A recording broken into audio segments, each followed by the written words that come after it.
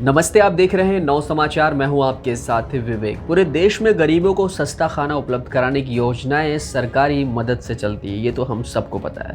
लेकिन थोड़े दिनों बाद यह दम तोड़ देती है।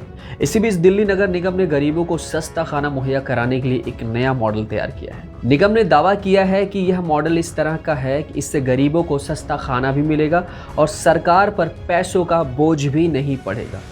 आपको बता दें कि भाजपा शासित दिल्ली नगर निगम में इस समय शहरी गरीबों को सस्ता खाना देने की अटल आहार योजना को एक बार फिर से जीवित करने की कवायद शुरू कर दी गई है। नए तरीके पर काम किया जा रहा है। दक्षिणी दिल्ली में लाभकारी परियोजना विभाग के उपायुक्त प्रेम शंकर झा ने बताया कि इस बार निगम ने एक्सपर्ट की मदद से इस योजना के लिए सस्टेनेबल मॉडल तैयार किया है। उन्होंने कहा कि गरीबों को सस्ते में खाना खिलाने के लिए अटल आहार योजना के तहत तैयार होने वाली किचन के लिए निगम सिर्फ जगह और लाइसेंस मुहैया करवाएगा। बाकी का खर्चा वह बिजनेसमैन करेगा जो किचन का ठेका लेगा। किचन के लिए टेंडर खोले जाएंगे। अब सवाल उठता है कि टेंडर लेने वाला कोई शख्स घाटा उठाकर आखिर क्यों गरीबों को सस्ता खाना बेचेगा।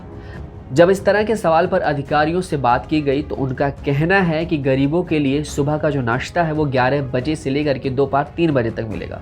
दोपहर 3 बजे के बाद ये किचन चलाने वाला बिजनेसमैन अपनी दुकान को कॉमर्शियल दुकान में बदल सकेगा। वह अपने यहाँ बेकरी के सामान भी बेच सकता है, रेस्टोरेंट चला सकता है, किचन में कमर्शियल ऐड भी लगा सकता है। इस स्कीम में ब्रेकफास्ट 10 रुपये और दोपहर का खाना 15 रुपये में रखा गया है। इसके अलावा हफ्ते में एक बार इडली वड़ा जैसे रेसिपी भी रखी गई है। शुरुआत में दक्षिण दिल्ली के चारों जोन में 10-10 अटल किचन योजना की शुरुआत की जाएगी। इसके बाद पूरी तरीके से ये योजना दिल्ली में लागू कर दी जाएगी। सरकार पर बोझ नहीं पड़ेगा और ना ही इस पर राजनीति होगी। दक्षिणी दिल्ली नगर निगम में नेता सदन और भाजपा नेता नरेंद्र चावला कहते हैं कि सब्सिडी पर चलने वाली योजनाओं की उम्र बहुत लंबी नहीं होती है। ऐसी योजनाएं अक्सर पॉलिटिक्स का शिकार भी हो जाती हैं। ऐसे में बिना सरकारी खजाने को खाली किए गरीबों को भोजन देने का यह मॉडल देश में सब्सिडी पर चलने वाली कई योजनाओं को राह दिखाने वाला साबित होगा। आपको बता दें कि 2017 में अटल आहार योजना की शुरुआत हुई थी। तब गरीबों को थाली का मूल्य 10 रुपये रखा गया था, लेकिन कुछ ही महीनों में किचन में ताले लग गए थे। शीला दीक्षित के मुख्यमंत्री रहते हुए 2008 में आपकी रसोई की भी शुरुआत की गई, लेकिन ये योजना भी 2 साल में ही दम तोड़ने लगा। 2 साल के भीतर रसोई के चूल्हे ठंडे जिस तरीके से पड़े, उससे ये बात निकल के सामने आई कि क्या आगे भी कोई योजना चल सकती है। अटल आहार योजना के ठीक से ना चल पाने पर दक्षिणी दिल्ली नगर निगम के नेता विपक्ष और आम आदमी पार्टी के नेता प्रेम चौहान कहते हैं ये योजना देश के पूर्व प्रधानमंत्री अटल के नाम पर भाजपा ने ही शुरू की थी। 2017 में नगर निगम के चुनाव के वक्त भाजपा नेता मनोज तिवारी ने गरीबों को सस्ते में खाना खिलाने का वादा तो किया था, लेकिन यह योजना जब शुरू हुई तो दम तोड़ने लगी कुछ ही महीनों में।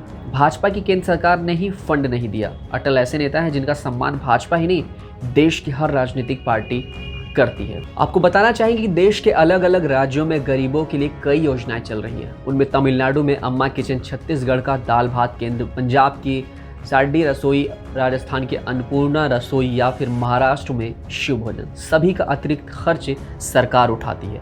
इन सभी राज्यों में 10 से 15 रुपए में गरीबों को खाने की थाली मिलती है। ऐसे में दिल्ली नगर निगम का नया मॉडल इस लिहाज से नया है और इसमें सरकारी खजाने पर बोझ नहीं पड़ेगा। लेकिन जानकार कहते हैं कि कागजों पर अच्छी लगने वाली योजना को ज़मीन पर उतारना कठिन काम है, क्योंकि इस तरह के मॉडल बाद में किसी ना किसी तरीके से बंद होते हैं। और इस तरह के मॉडल में बाद में यह होता है कि गरीबों को सस्ते खाने के नाम पर केवल खाना पूर्ति की जाती है और दुकानदार पूरा ध्यान अपनी दुकान पर देने में लग जाते हैं। तो दिल्ली नगर निगम की इस योजना पर आपकी क्या कुछ राय है, हमें कमेंट सेक्शन में ज़रूर बताएं। इस वीडियो को ज़्यादा से ज़्यादा लाइक करें और शेयर भी करें। फेसबुक, इंस्टाग्राम और ट्विटर पर नौ समाचार को फॉलो करना ना भूलें। देश दुनिया की तमाम खबरों के लिए देखते रहें नौ समाचार। धन्यवाद।